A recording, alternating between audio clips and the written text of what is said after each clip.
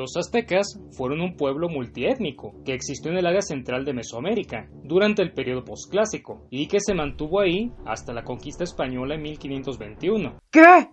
¿Otra vez los aztecas? ¡No mames! El México prehispánico es más que solo los aztecas, cabrón. Los aztecas, el grupo más poderoso a la llegada de los españoles, nombraban a las tribus que vivían en el norte de su imperio como chichimecas, y a la región en la que habitaban los chichimecas como tierra de los chichimecas. No hay un acuerdo sobre el significado de la palabra chichimeca. Algunos historiadores creen que quiere decir perro sucio o perro sin correa, pero también bárbaro y salvaje. En cualquier caso, se trata de un término despectivo. Los mexicas eran un pueblo civilizado con una rica tradición artística, religiosa y filosófica. Ellos, que eran agricultores por excelencia, pensaban que las áridas tierras norteñas no podían dar frutos y creían que sus pobladores pasaban la vida vagando de un lado a otro sin rumbo fijo y haciendo la guerra a sus vecinos. Lo que en realidad sucedía era que en el norte vivía gentes con modos de subsistencia y orígenes diferentes a ellos. Eran hombres tenaces y decididos, que se habían adaptado a un medio árido y hostil, que aprovechaban al máximo los recursos disponibles y que en ocasiones tenían enfrentamientos y rivalidades. Pero no eran bárbaros ni salvajes, solamente eran diferentes. Actualmente, los arqueólogos, historiadores y demás estudiosos usan la palabra chichimeca para referirse tanto a los pueblos nómadas como sedentarios que habitaron el norte de México. Y la Gran Chichimeca es un enorme territorio que abarca desde lo que hoy en día es Querétaro, parte de San Luis Potosí, Tamaulipas, Guanajuato, Zacatecas y Durango en el sur, hasta Chihuahua, Arizona, Nuevo México y la parte meridional de Utah y Colorado en el norte. En la Gran Chichimeca vivía la gente del norte, tal y como les decían los mexicas. Durante la era geológica conocida como el Pleistoceno, grandes extensiones del planeta se cubrieron de hielo. Pero al finalizar la última glaciación, cuando aumentó gradualmente la temperatura del planeta, se extinguieron muchos mamíferos y diversas plantas. En el norte del continente americano, algunos grupos de cazadores-recolectores se establecieron en lo que hoy se denomina como la Gran Chichimeca. Estos grupos tuvieron que adaptarse a vivir en un ambiente más cálido, así como a la cacería de especies nuevas de animales y la recolección de diferentes plantas. Durante el periodo conocido como Arcaico, después del calentamiento global, los hombres del norte tuvieron que adaptarse a largas temporadas de sequía. Necesitaron encontrar mantos de agua permanentes y excavar profundos pozos en los lechos de algunos arroyos. Entonces apareció la cerámica y la utilizaron para diseñar ollas y recipientes con los cuales recolectaron el agua de la lluvia y recogieron y almacenaron semillas que luego molieron y procesaron. Algunas tribus comenzaron a experimentar con cultivos de granos y plantas comestibles y se establecieron en lugares definidos. Otros, los que vivían en las regiones más áridas y calientes, siguieron siendo nómadas o seminómadas hasta su extinción. Durante el llamado periodo formativo, los hombres comenzaron a establecerse en pueblos sedentarios y a formar sociedades más complejas. Aparecieron las primeras aldeas, que en algunas regiones coincidieron con la introducción de la agricultura procedente de Mesoamérica. Tanto las aldeas como la agricultura fueron avances muy importantes para el desarrollo de estos pueblos. Los historiadores llaman Mesoamérica a una región indígena que se encontraba en lo que hoy en día es el centro y sur de México, además de parte de Centroamérica y de América del Sur. En ese territorio el clima y las tierras eran mucho más benéficos para la agricultura que en Aridoamérica, donde vivían los chichimecas en aldeas más o menos organizadas. Para ellos era una hazaña cotidiana el dominio de su entorno, pero a pesar del clima extremo y las tierras áridas, estos pueblos indígenas lograron aprovechar su medio ambiente y proveerse de lo necesario, sin tener que viajar constantemente en busca de agua o alimentos. Entre los siglos I y XII, algunos grupos mesoamericanos colonizaron una amplia zona de la Gran Chichimeca, a la que se conoce como Mesoamérica septentrional o del norte. Los mesoamericanos se aventuraron más allá de la frontera norteña, hasta el oeste de Zacatecas, en un corredor comprendido entre la Sierra Madre Oriental y la meseta central de México. En ese territorio surgió la cultura de los chalchihuites, del choque entre los agricultores del sur y los grupos nómadas nativos de la región. La siembra del maíz, frijol y calabaza fue la principal actividad de estas tribus. Sin embargo, las dos culturas indígenas, los chalchihuites y los nómadas, vivían en un estado de guerra continuo. Tiempo después, entre los años 900 y 1300 después de Cristo, algunos chalchihuites emigraron hacia el norte y otros hacia el sur, dejando tras de sí diversas huellas arqueológicas de su paso por la Gran Chichimeca.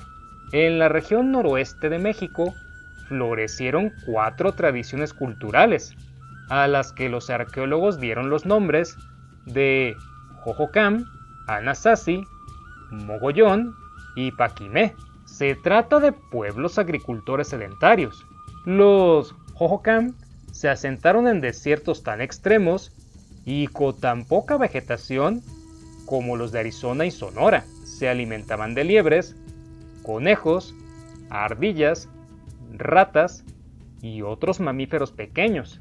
Cultivaban el graje, el cual utilizaban como utensilio para la comida. Se servían del nopal, el saguaro y el agave. Fabricaban objetos de cerámica y, con conchas, hacían anillos, pendientes y brazaletes. Los Jojocan lograron un desarrollo muy importante, ya que construyeron una amplia red de canales de agua para el cultivo del maíz, del maguey, del frijol y el tabaco. En algunos sitios arqueológicos de los Jojocan incluso se han encontrado juegos de pelota, como los que había en Mesoamérica, lo que nos habla de una organización social ya muy asentada. Según los arqueólogos, es probable que estos hombres hayan sido los ancestros de los Pimas y los Papagos, otros grupos indígenas que viven actualmente en Arizona y Sonora. Los Anasazi vivían en lo que ahora son los estados de Sonora, Nuevo México, Utah y Colorado, en los Estados Unidos. Esta región destaca por sus objetos de cerámica, así como de mimbre, con dibujos de insectos y de animales. Se cree que otros grupos indígenas podrían descender de estos pueblos Anasazi, como los Zuni, que viven actualmente en Nuevo México y son famosos por las hermosas piezas de joyería y artesanía, y los Hopi, que habitan en la meseta central de los Estados Unidos y son muy hábiles en la fabricación de cestas y la elaboración de miniaturas esculpidas. La cultura mogollón se desarrolló en Nuevo México, el oeste de Texas, Chihuahua y Sonora. Estos hombres se asentaban en casas que se encontraban al borde de grandes acantilados, en la parte alta de los desiertos o mesetas elevadas que les permitían observar sus cosechas.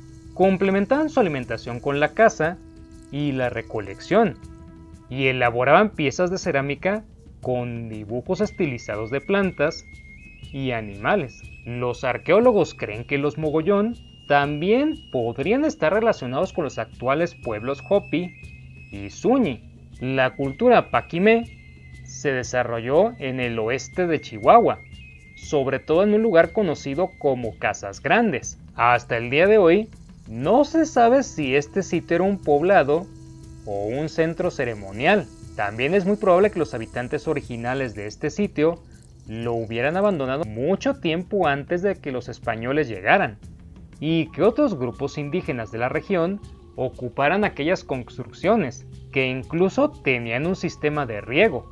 Estos hombres practicaban la agricultura y construían casas de adobe subterráneas, con puertas en forma de T. Cuando los españoles llegaron a esa región, se encontraron con indios que se llamaban a sí mismos como jovas. Las rutas de intercambio entre diversas tradiciones culturales del norte y del sur de la Gran Chichimeca, tanto nómadas como sedentarias, permitieron el intercambio de objetos como plumas, turquesas, conchas, herramientas, piezas de cerámica y utensilios. Pero las relaciones comerciales también permitieron el intercambio de ideas y de la forma de ver el mundo de diversos pueblos indígenas que habitaban a lo largo y ancho del norte de México. De algunos de esos pueblos nos han llegado noticias, gracias a la información que recabaron los primeros españoles que visitaron sus tierras. Fray Juan de Torquemada y José Arlegui, frailes franciscanos, y Andrés de Pérez de Rivas, misionero jesuita, escribieron crónicas sobre su contacto con las tribus del norte, o sobre lo que sus informantes indígenas contaban acerca de los chichimecas.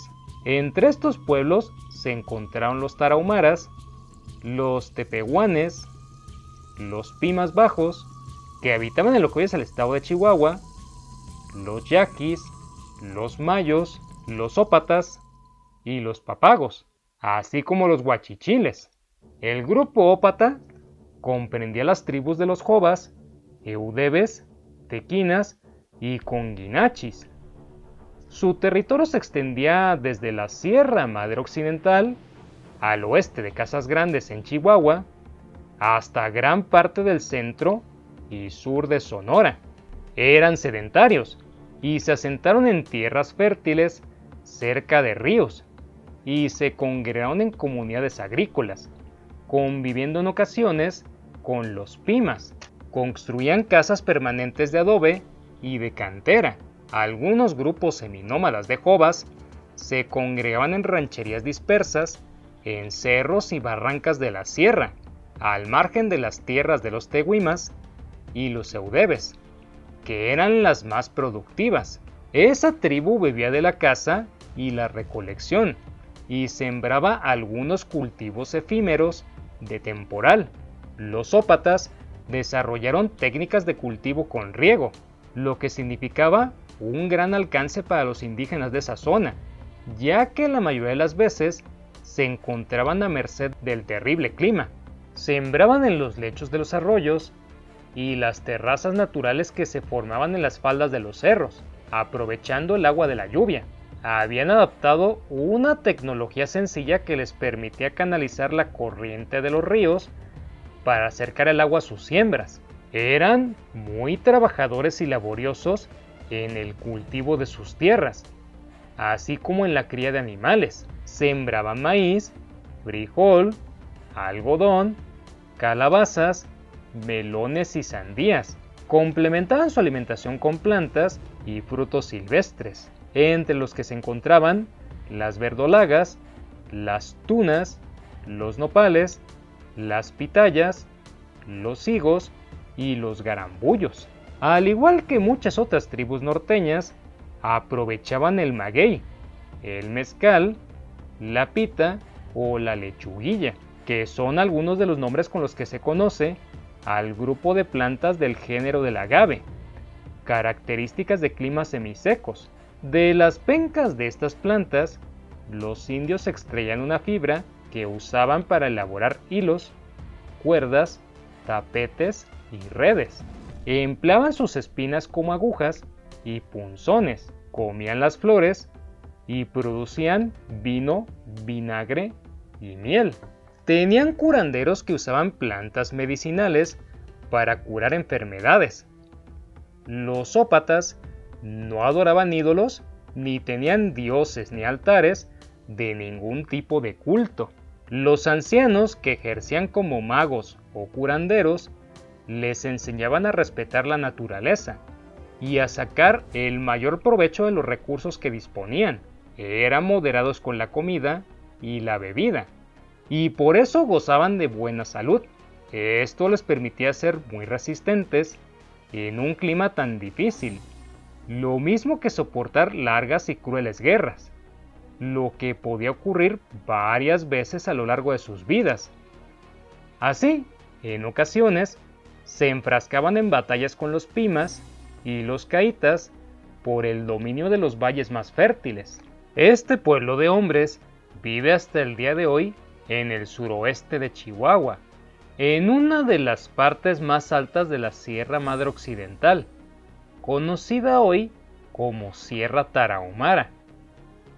Pero hace siglos vivían al pie de la Sierra Madre, en la parte central de Chihuahua y en las barrancas y las sierras del poniente. Algunos tarahumaras habitaban en cuevas que abundaban en la sierra y eran de tan buen tamaño que en ellas cabía una familia numerosa.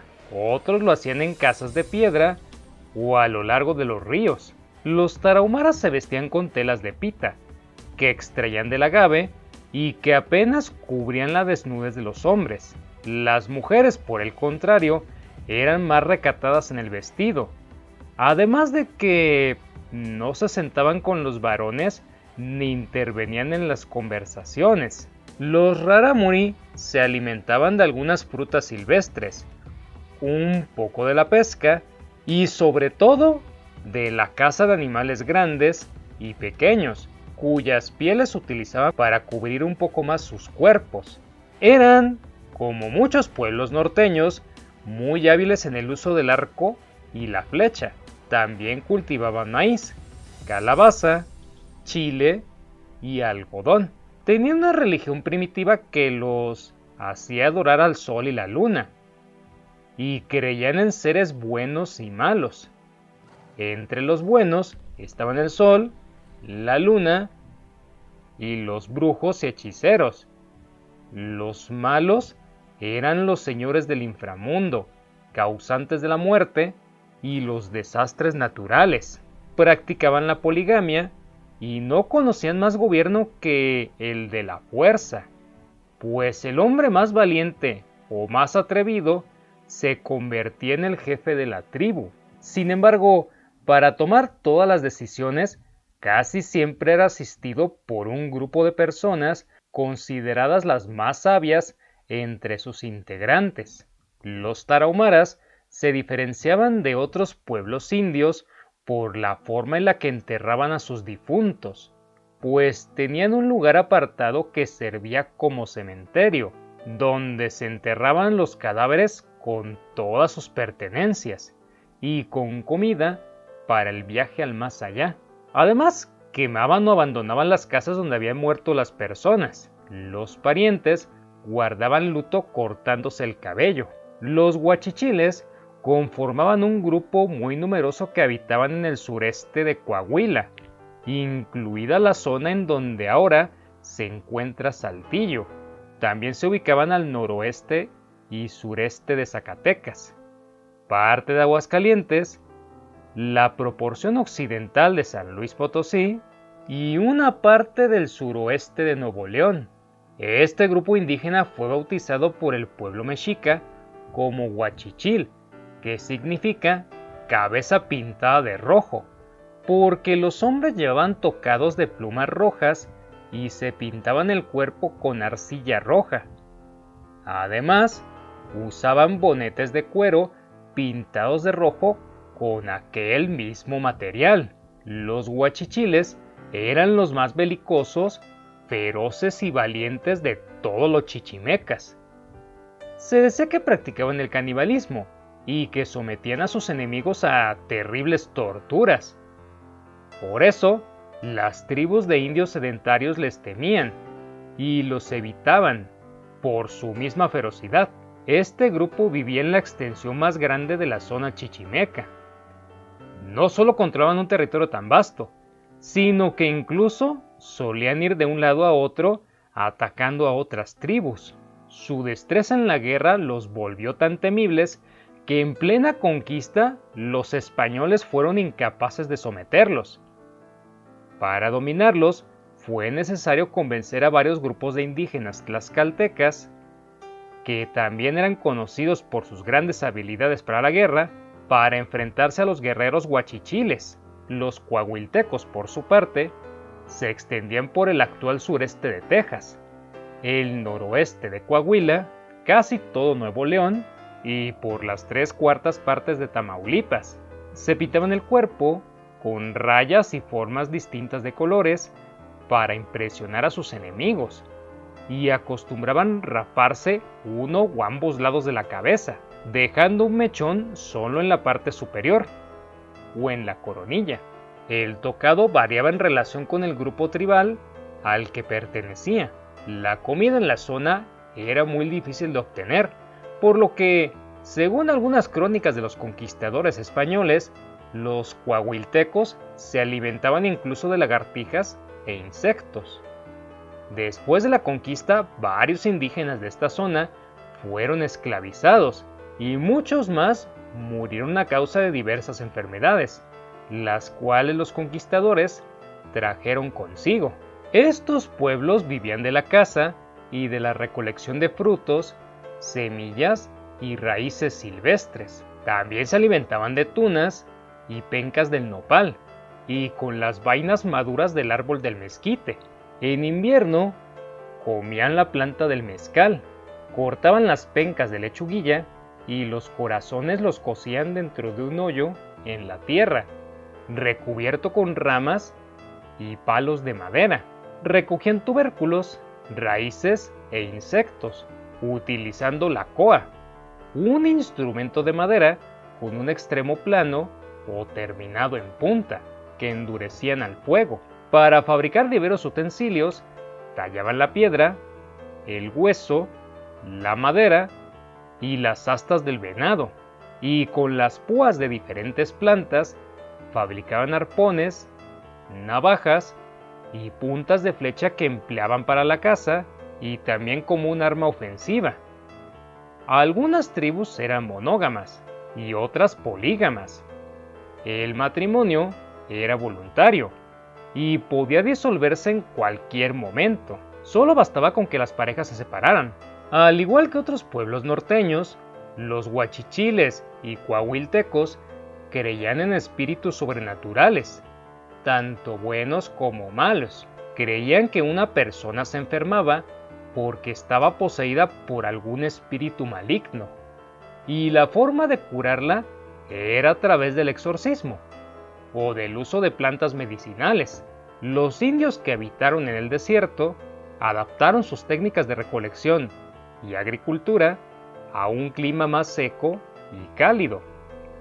Practicaban una agricultura temporal, esto es, que dependían de las temporadas de lluvias, a la que complementaban con la caza y la recolección de plantas silvestres, como el agave, el nopal, el frijol y la vaina del mezquite, el fruto de diversas cactáceas, el saguaro, la pitaya, el nopal y gran variedad de raíces. Los pimas no eran idólatras, pero sí tenían diversas supersticiones y creencias.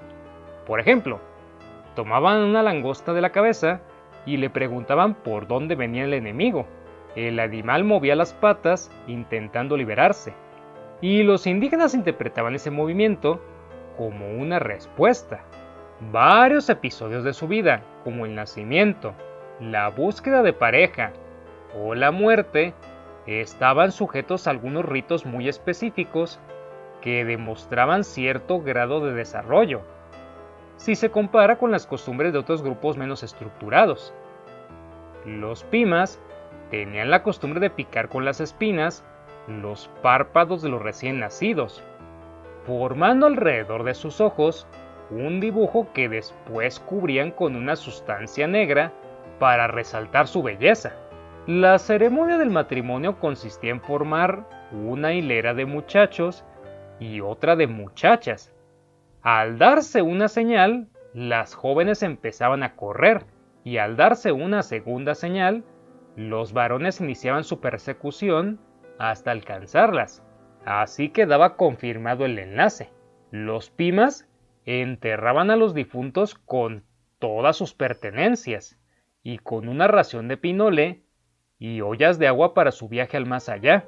Cuando moría un recién nacido, las madres arrojaban en la tumba la leche que sacaban de sus pechos durante varios días seguidos. Ceris significa el que corre muy rápido o el que se niega a cansarse.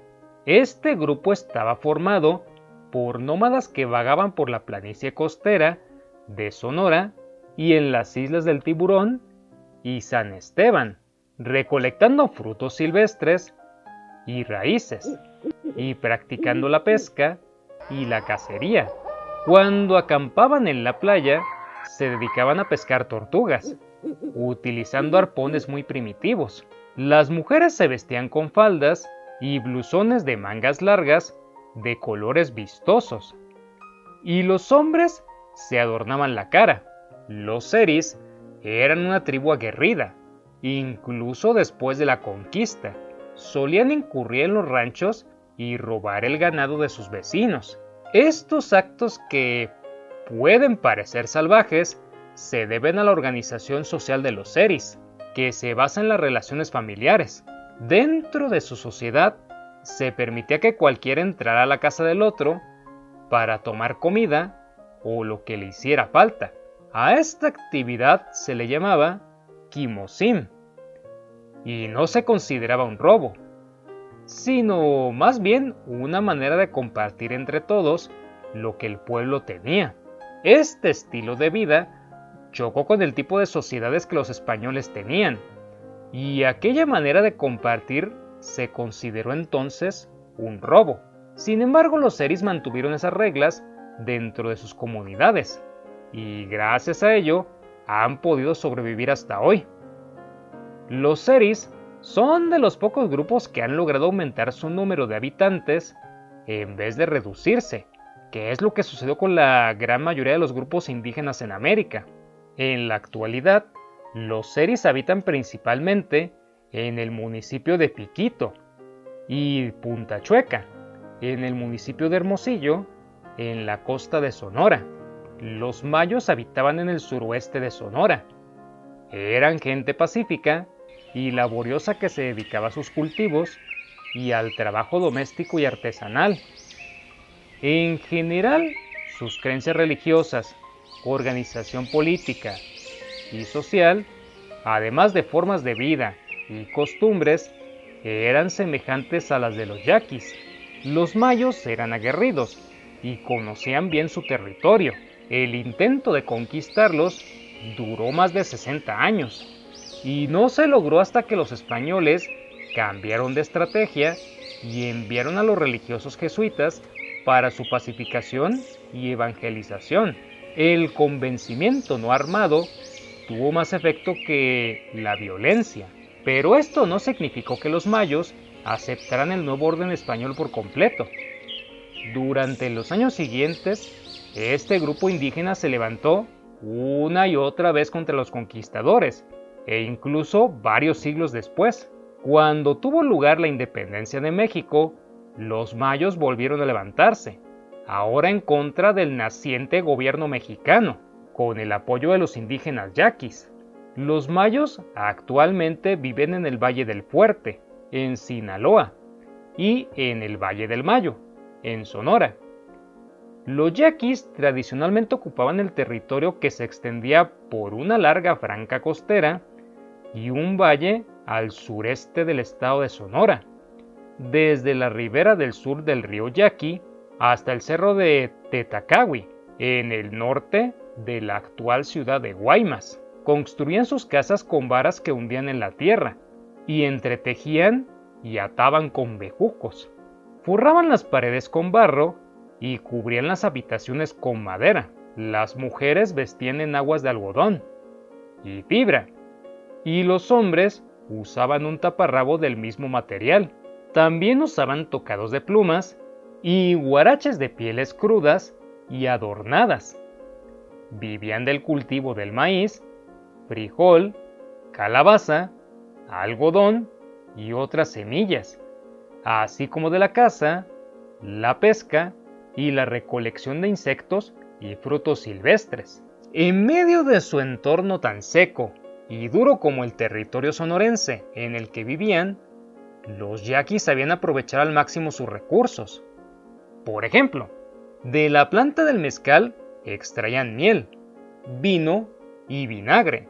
De la penca sacaban hilo, pita y usaban las puntas como agujas. Además cortaban la planta con todo y tronco y la echaban a un agujero con piedras calientes para que se asara, y tapaban el hoyo con ramas y tierra. Después de un rato sacaban las pencas ya blandas y dulces y las comían como dulce en conserva. Además de todo lo anterior, también se alimentaban de tunas, de pitayas y las pechitas del mezquite, las cuales molían para preparar una bebida dulce y complementaban su alimentación con la cacería y la pesca. Como otros pueblos de la Gran Chichimeca, los yaquis elaboraban bebidas embriagantes que tomaban para celebrar diversos acontecimientos, como la victoria en batalla o el inicio de la guerra. Con estos casos, acostumbraban enviar tabaco a otras tribus, invitándolos a participar en alguna campaña bélica. Los yaquis, como los mayos, o el resto de indígenas que habitaron lo que hoy en día es el norte de México, supieron aprovechar los pocos recursos naturales que su ambiente les ofrecía. Varias de sus costumbres podrían parecer rudas o violentas, pero es importante comprender que esto se debía en buena medida a su entorno, que difícilmente les permitía desarrollarse como lo hicieron otros pueblos indígenas, que vivían en lugares con mayores recursos naturales. Sin embargo, aquellas difíciles condiciones orillaron a estos grupos a obtener una gran ventaja, la enorme capacidad de supervivencia, por la que muchos existen hasta el día de hoy. De la misma manera, su condición de nómadas los mantuvo separados de otras sociedades indígenas, incluso de los conquistadores, y esto a la larga les permitió perdurar como grupos originarios que a día de hoy representan una gran fuente de información viva para los historiadores.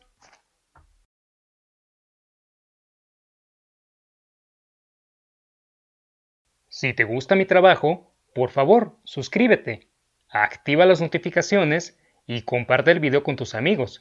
Eso es algo que me ayudaría bastante. Mi nombre es Ajay López y te deseo un día histórico.